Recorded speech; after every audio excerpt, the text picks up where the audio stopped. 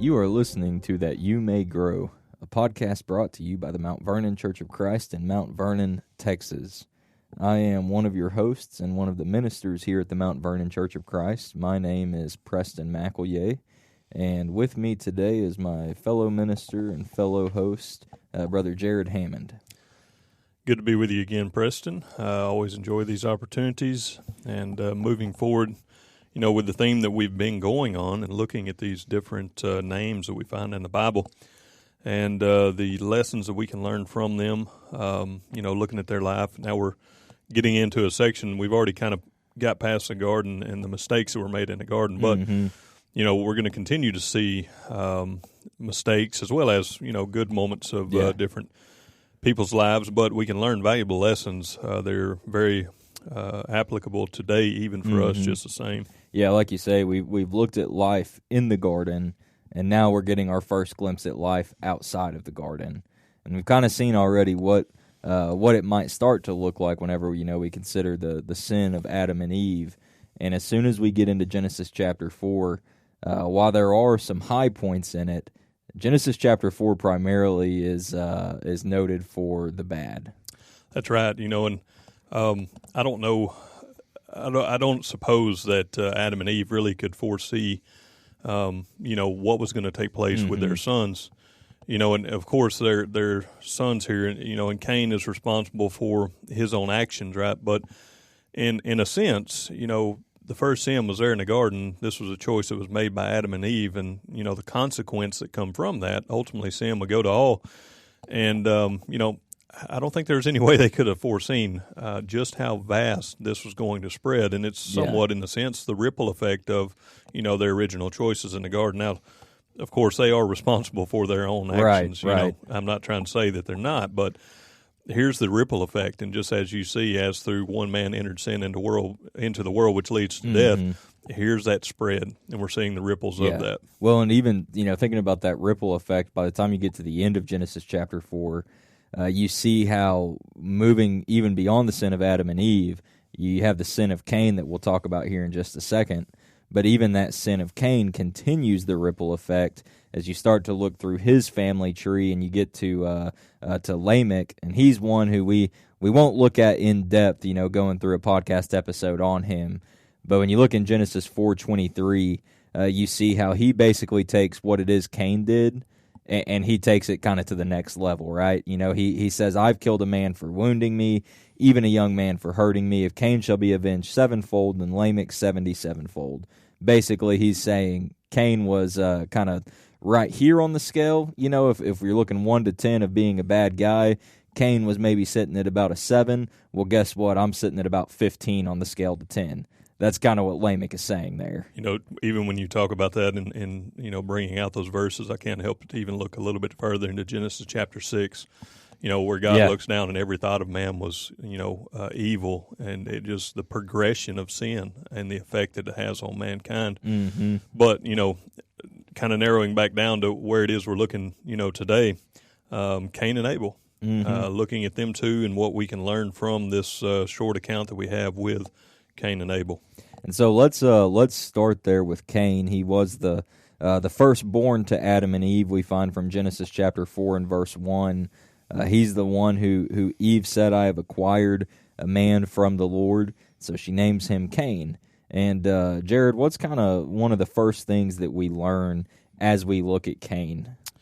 Well, looking at him in specifically, you recognize that he had a specific trade, if you will, or what he did as far as for, you know, supplying for himself. He was one who was a farmer of the ground, right? He was tilling the ground. He was, and that's stated there in the text.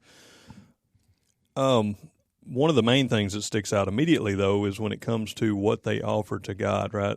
And we're going to discuss that here in a moment, but there's some obvious differences there. Now, the text is somewhat, there's only so much said within the text, and some of it we have to kind of speculate a little bit, but I think we can come to good conclusions, right, as far as what took place here. But Cain is one who is a tiller of the ground, as it says at the end of verse 2 there in chapter 4, Whereas Abel, he is one who is pasturing over his flocks. He has his flocks, his herds that he is tending to.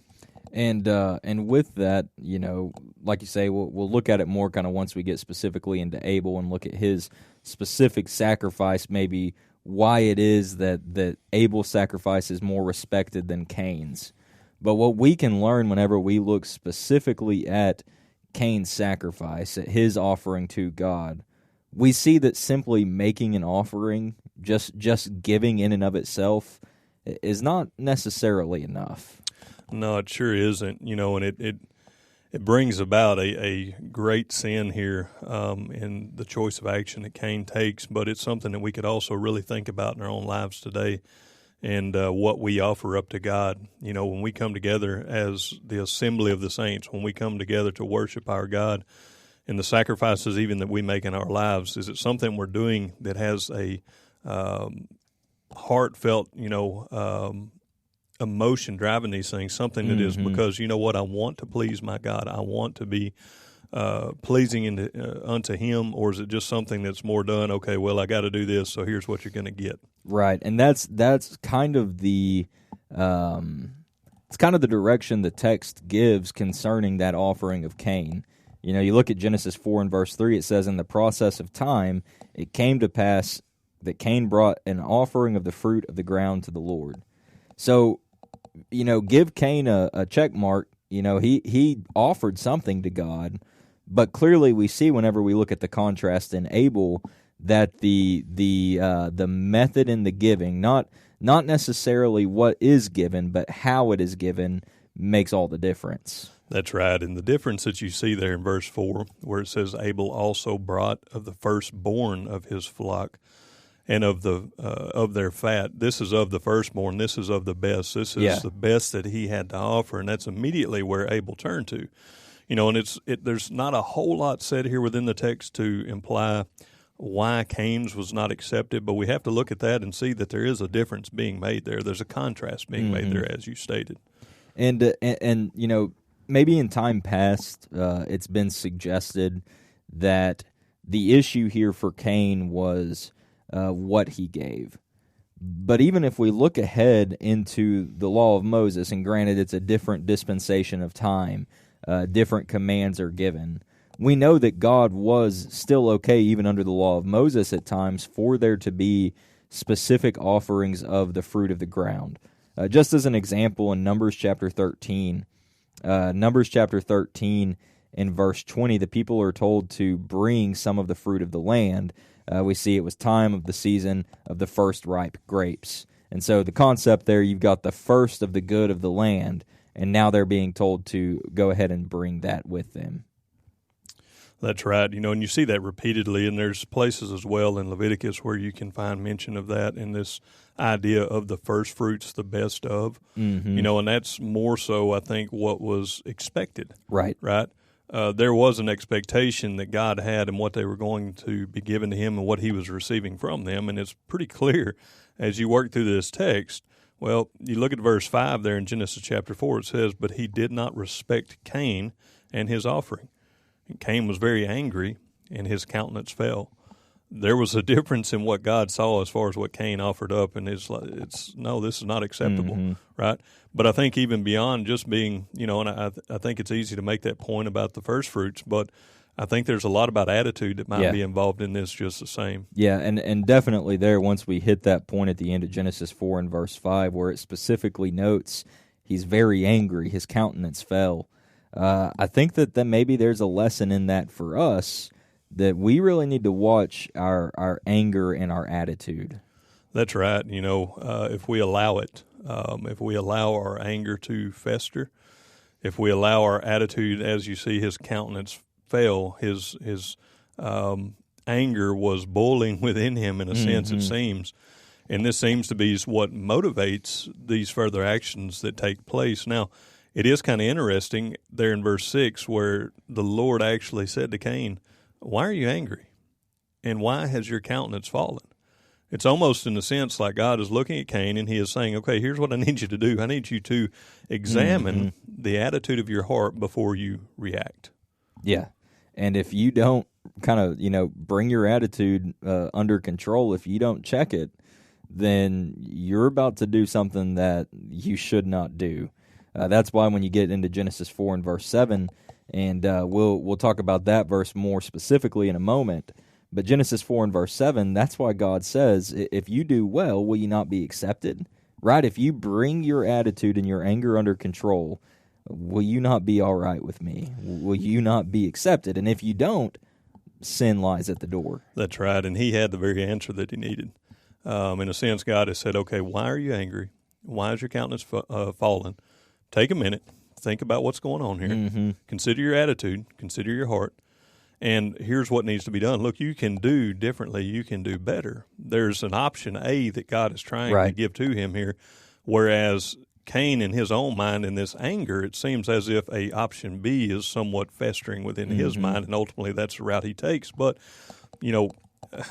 we look at this in this scenario and look at Cain and we look at Abel and we think about, okay, this is what Cain did. Now, we might find ourselves, and I'm not saying to the point, hopefully, where we ever have in mind to do what he did here, but we probably do find ourselves in situations where, okay, we did something, we're angry, and maybe if we just slow down a little bit and maybe ask these same questions as God is asking Cain, and really think about our heart and think about our motive before we immediately react. Right. Sometimes we need to take a second to just cool down. That's right. Because if it is the case that we allow our emotions to control us, and if our emotions are controlling our action, then we could easily find ourselves in a situation here like Cain. That's right. And it's there in James where he talks about maybe not being so swift to speak, but rather, taking time to listen a little bit more. And that's kind of what is what I'm seeing here with Cain. But it seems as if, he's already got something going in his mind and he's going to run with that. Right. Rather than what God has suggested for him. And so, we look at Cain and we can see that aspect at the beginning. Just giving is not always enough. We see from Cain the importance of watching our anger and our attitude. But another important lesson we can learn as it relates to Cain is that sin wants to have control over us, but we can overcome sin.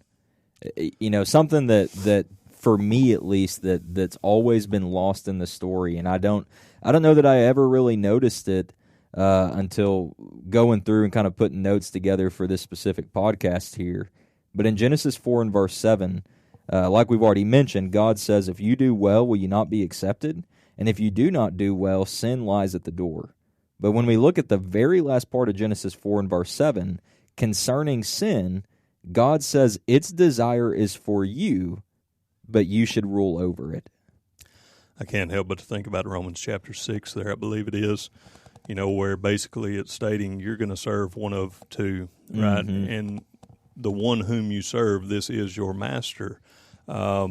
Either sin leading to death or righteousness leading to eternal life, right? And it's kind of like that's what we're seeing here. And God is saying, look, this is something that you need to be able to rule over, but if you're not careful, if you don't keep your attitude in check, if you don't keep your heart in check, sin's going to rule over you. And that's kind of ultimately what we see playing out. Well, it's as if you can see this picture here that Cain is angry. Cain is about to go out the door, but right outside the door, there's sin. And if Cain doesn't cool down, well, in his anger, he's going to open up the door and he's going to let sin come right in. He needs to take a second to chill and to really stop and think, all right, if I go open that door, what type of a floodgate am I about to open? That's right. And I don't have the verse right off the top of my head, but, we're told to be angry, but yet not sin in our anger. Mm-hmm. Whereas, you look even to the Colossian letter or even in others where there is these specific mentions to remove anger, to remove envy, to remove malice and all of these things. And it's one of those, I think sometimes we have it in our mind, well, it's okay, I can be angry, and you might use the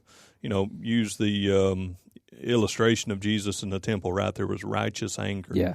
But I think there's a caution that needs to be seen here. Jesus was the Son of God. Now, he lived in the flesh, and he was tempted in all points like us, but at the same time, this is something that's instructed to us that we need to really use caution here in how we can control our anger, how we can kind of let things simmer down and really, consider our actions before we blow our top, if you will, because it's kind of what it seems like here. Yeah. His anger just boiled over, it seems. And that's Ephesians 4:26, be angry and do not sin. Do not let the sun go down on your wrath. And even Psalm 4 and verse 4 tells us the same thing, be angry, do not sin.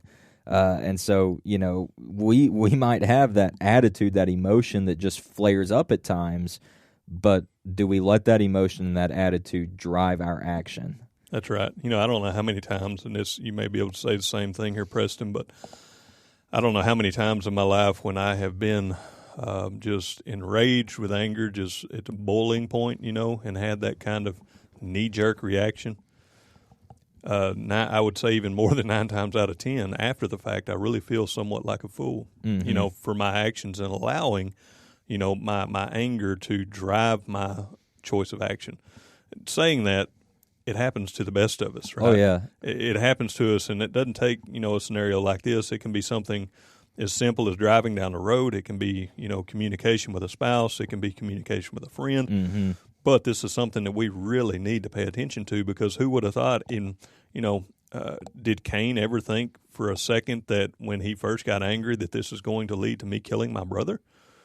I don't know. It's hard to say there. Right. And sometimes, we think out of our anger, if I could just do this, if I just take this course of action, it'll smooth things over. It'll take care of things. I'll be able to settle down then.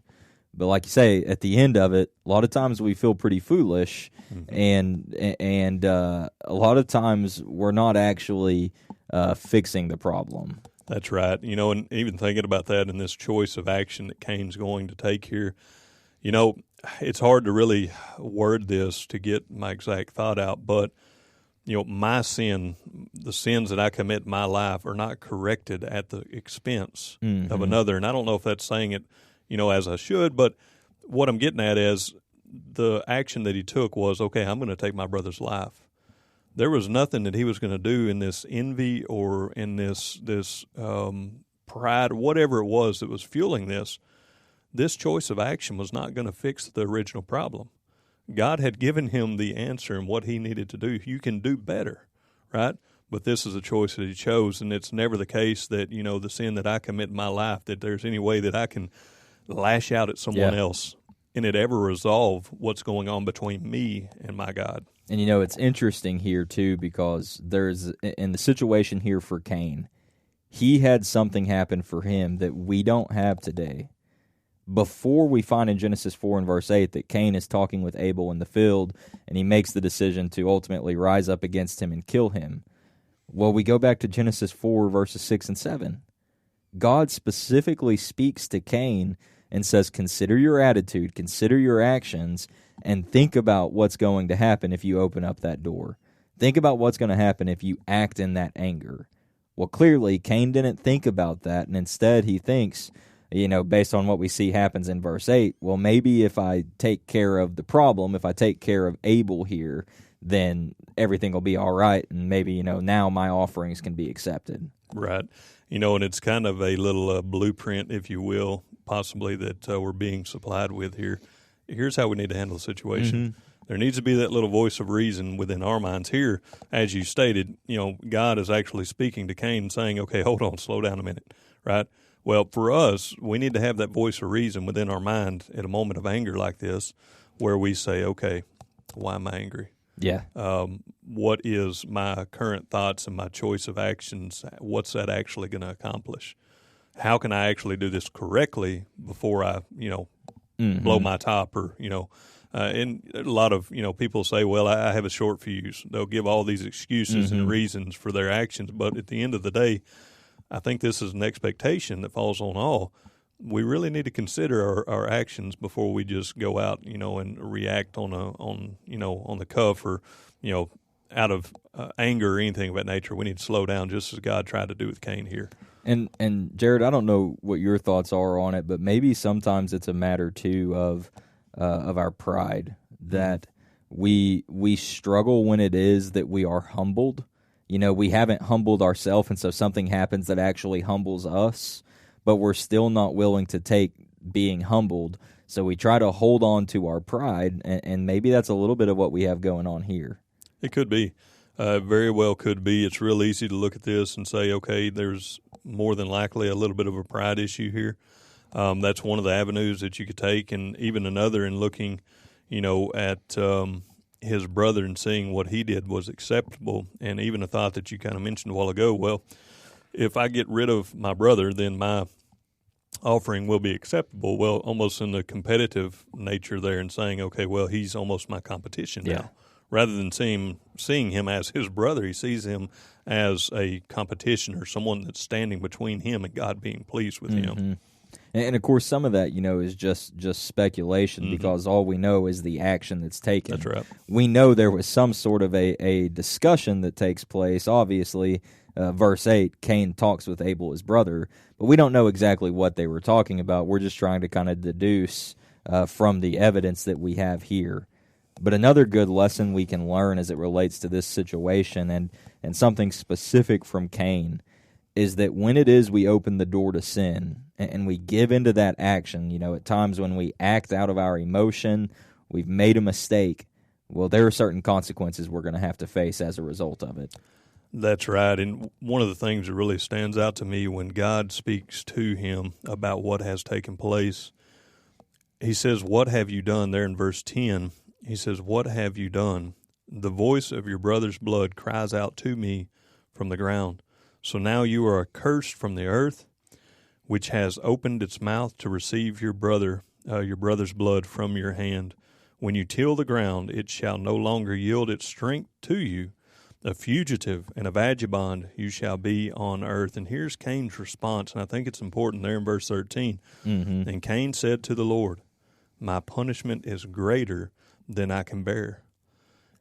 Talking about that, and even the point that you're making here, that, we have to be willing to face the consequences of our sins.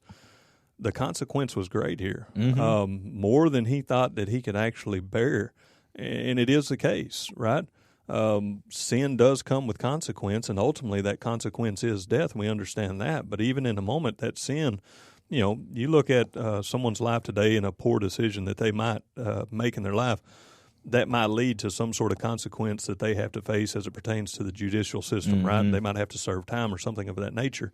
There's going to be consequences that come, and we're going to have to be ready to face up to those. And one of the greatest consequences that unless we are looking at things from a spiritual perspective we won't see is the fact that what our actions, what our sin has done, is it is separating us from God. That's right. There's this alienation that takes place, and that's something that really should strike a chord with all of us. I don't know if it's right to say it this way, but especially those who are of the household of faith, right? We understand the relationship that we have with God, and we understand, what He has done for us and how that provides this fellowship that we have with Him. Well, our sin separates us from God. It alienates us from God, and you can kind of see it in the text. That's exactly what we see. Yeah, I mean the implication is that you see previously in the text here in Genesis 4, God is speaking directly with Cain. Well, Cain, when you get to Genesis 4 and verse 14, now recognizes, I'm going to be hidden from your face. If there is that separation, then the implication, there's no longer going to be that conversation, right? There's no longer going to be a moment where God is saying, think about what you're about to do. Should you really go and open that door? That's right. That's something that now is going to be missing as a result of what it is he has done. It's kind of interesting here that even with his choice of action, and it seems as if he is, in a sense, rebelling against God's instruction toward him and everything that he's done here. But if you notice there in verse 15, it says, "And the Lord said to him, therefore, whoever..." Wait, let me back up. No, I guess that's right. Verse 15, "And the Lord said to him, therefore, whoever kills Cain, vengeance shall be taken on him sevenfold. And the Lord set a mark on Cain, lest anyone finding him should kill him." And that's still not the text that I was actually looking for.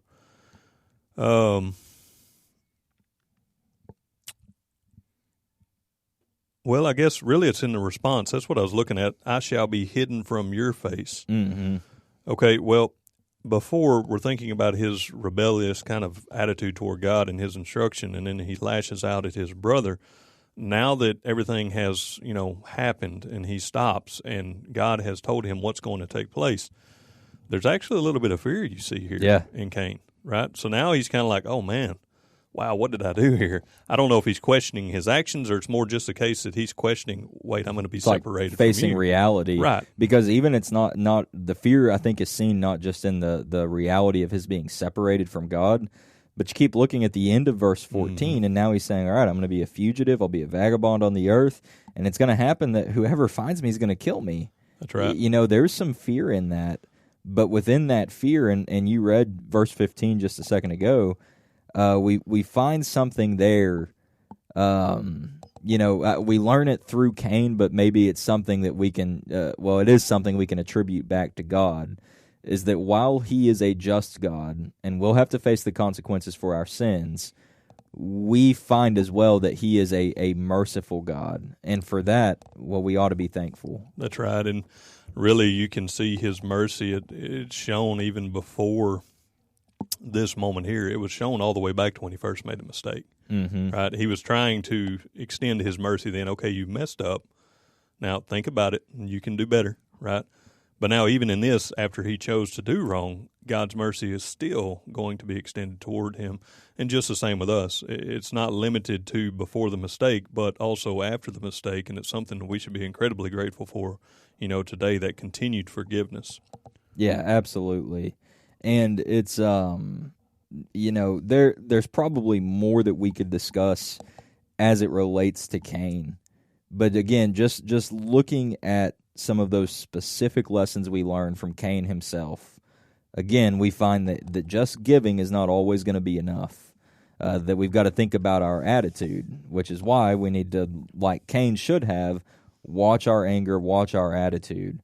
We find that sin wants to have control over us, but we can overcome it. It's a choice we have to make. We can see that our own sins are not going to be corrected at the expense of another, like you brought out, Jared. We'll find that there are consequences that have to be faced for sin. Sin will separate us from our God, yet through our sins, God continues to be a merciful God. That's right, and ultimately, kind of wrapping all of that together, the answer always lies with God, right? The answer lied with God before the mistake had been made. The answer lied with God after the mistake had been made. The focus is that we need to turn our lives toward God, understand what His will is for us, and strive, in a sense, to live a life that's glorifying to Him, and in those shortcomings, right? Rather than turning further away from God, because that's what we're doing in our sin, rather than doing that and continuing in that path, recognizing fault, turning back to God, and He is merciful and He is just, and He will forgive us of our sins. And so we can see kind of the example of disobedience through Cain, of letting anger and letting our emotions control. We see where that leads. But there's someone else here in this narrative that we find right alongside Cain, and of course we're talking about Abel. And Abel is kind of the exact opposite of Cain in what we see here. That's right, and we're going to have a few things to say about Abel, but just in leaving Cain and now moving to Abel, one of the things that just popped into my mind, okay, we looked at what Cain did and what came of his choice of actions, right? He was the one who was doing wrong here. And typically when you see, okay, well, someone's doing wrong, well, when some sort of action is taken against them, you think, okay, well, they deserve that, right? They did what they did, and there's punishment that may be required because of their choice of action. Well, you look at Abel. This is someone who did the right things, right? And then you look at it, and it's almost like, wow, everything went completely wrong for him as it pertained to his brother. Yeah. But as it pertained to his relationship with God, there's nothing that we see in the text that suggests that his relationship with God was in anywhere lacking or anything of that nature. And we'll kind of end probably with a thought in Hebrews that kind of shows us some of that. But, it's one of those things to think about. Well, he did everything right, but there was still a lot of harm that happened to him, through his life, or especially in this moment. Right. And so, moving then into Abel and some of the lessons we can learn from Abel, when we look at Abel, there's a difference in kind of the occupation, right? Cain, we talked about from Genesis 4 and verse 2, he's a tiller of the ground, whereas Abel, Genesis 4 and verse 2, he was a keeper of sheep. That's right. So he had chose the path of livestock. And this is really, people look at this as being really the two, choices of lifestyle of that time frame, that we're talking about, whether it be that of the fruit of the ground or that of the flock. But what you see with him is that he would give to God that which was of his first, his best. Yeah, when we look at Genesis 4 and verse 4, we see that Abel also brought of the firstborn of his flock and of their fat. And so he takes from what is first and gives to God before he gives to himself, before he gives to anyone else, right? He gives what is first to God, and that's a contrast in what we see evidently with Cain. Absolutely, in the broader picture, when we consider, even ourselves and what we're giving to God, and I know this is kind of going to a direct, specific source, but even as it comes when we come together on the first day of the week, and we're to give not grudgingly, but with an open heart. And when we come to God on the first day of the week to worship Him, and we might have in our mind, okay, well, this is what I have left over, right? This is what's left over after everything else I need to do this week, so here's what God gets. But that's kind of the mindset of Cain, whereas kind of the difference here you see is, okay, well, here's what I've gotten this week. Here's what goes to God first and foremost. I'm thinking about Him and His kingdom first, and then I'm going to go to everything else. Right. And, we can look at it from that perspective of kind of that physical offering. But even we can think about it, too, just in and of ourselves and in our daily devotion to God, right? Absolutely. What is it that we do with our first breath in the morning, if you will? Of course, we're breathing all through the night as we're sleeping, right? But when we wake up in the morning, do we go about getting ourselves ready and eat our breakfast and everything else, and then now we turn and we're going to give ourselves to God?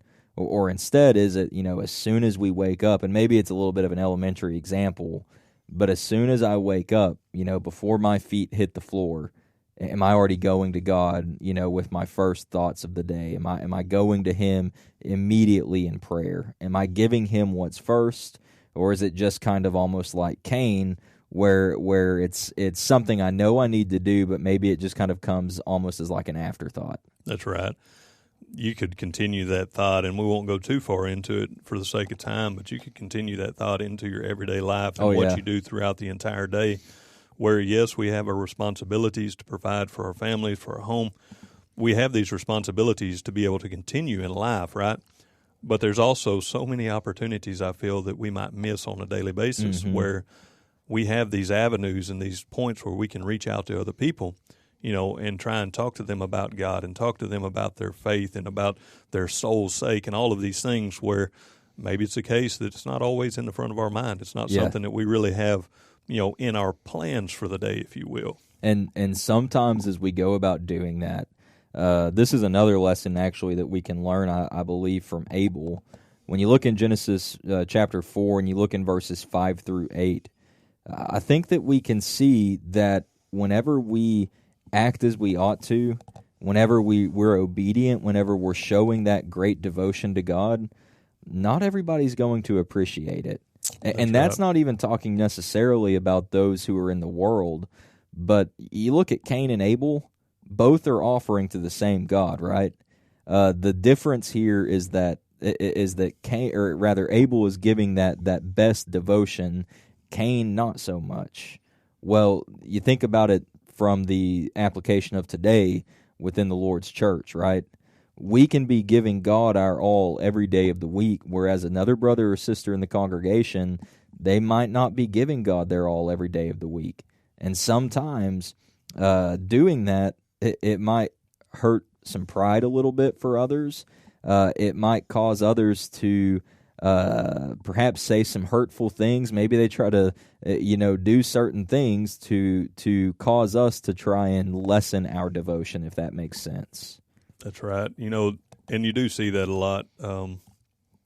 I think in all congregations, you'll have so many that are doing everything that they can. Now, occupation has a lot to do with that, and who can Right. actually, the time that they have.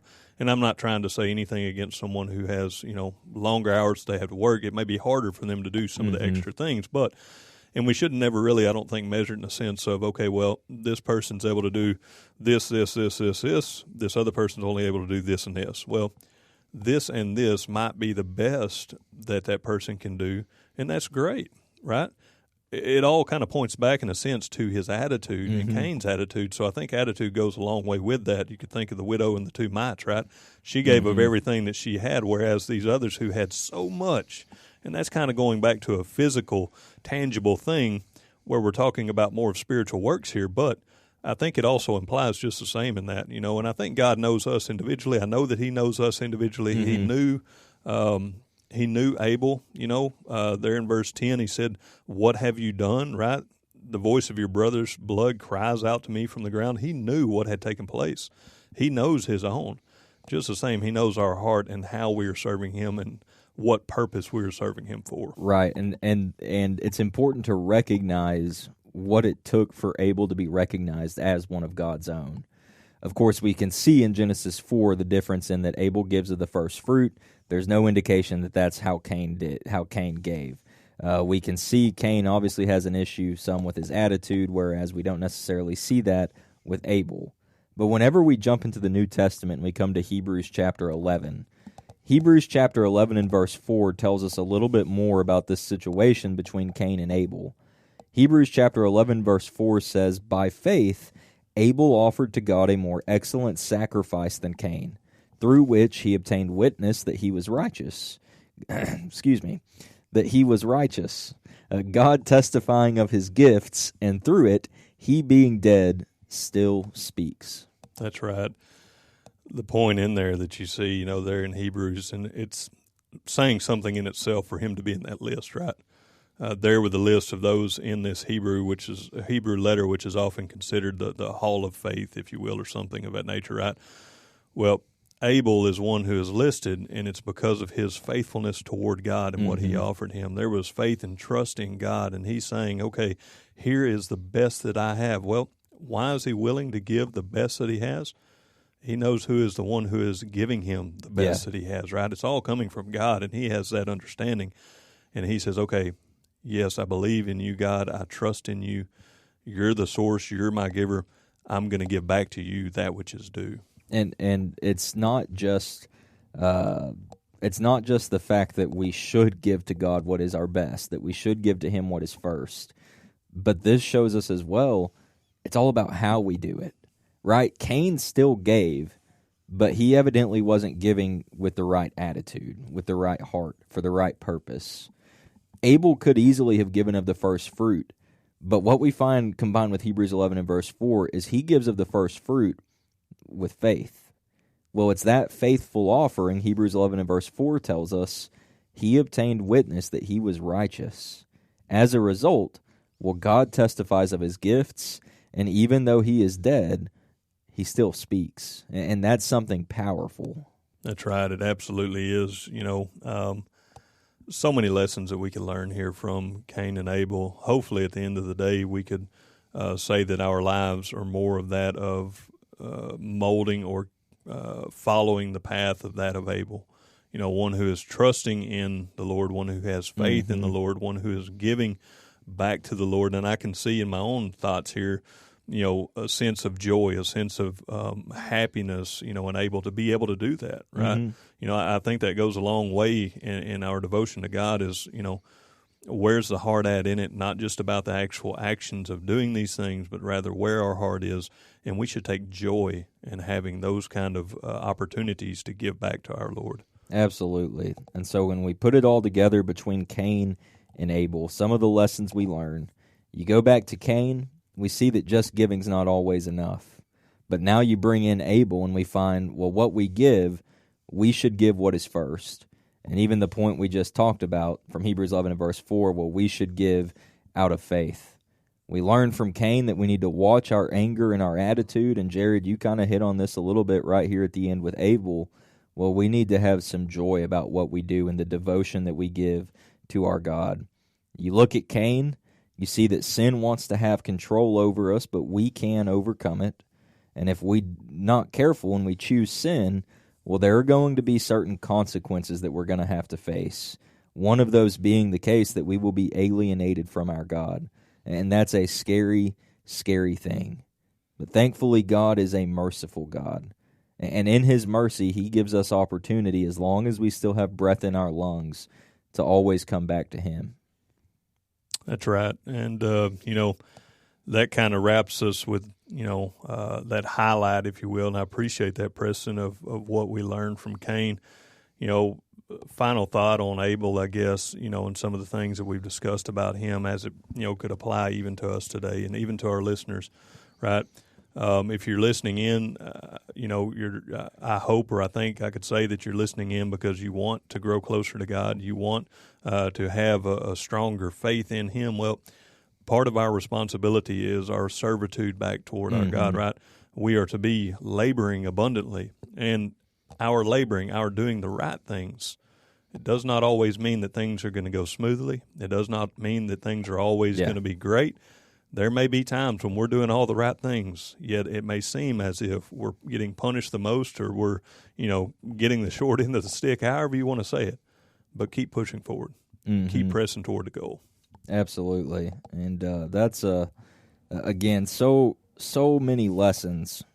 Jared, when we sat down and we're trying to figure out what are we going to do for this particular episode, we're sitting here thinking, well, if we cover both Cain and Abel, we can, maybe squeeze out a good 30 minutes, and now we're almost 42 minutes in, and we probably still could have kept going, right? Absolutely. I think we could, but, for time's sake and just for, I think we've covered pretty thoroughly, some lessons, and there's still so many more that could be learned for us, and, that's the beauty of the Scripture and all these names of the Bible and the lives that they live. They're rich, they're full of information and application. So it's always a great opportunity. I'm so thankful to be here with you, Preston, to continue with this podcast, and grateful for any of those who are listening to us.